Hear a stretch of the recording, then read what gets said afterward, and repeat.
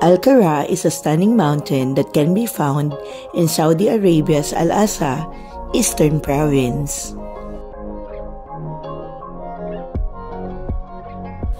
There is an evidence of prehistoric communities residing in the area dating back to 5000 BC near this mountain.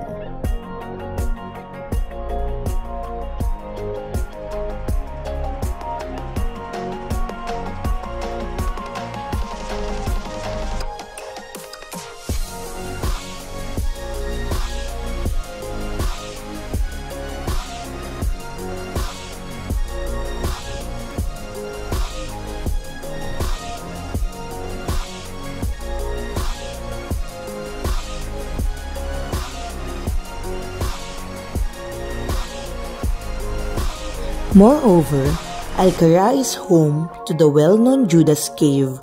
It is believed that this is the mountain where Judas killed himself after betraying Jesus Christ.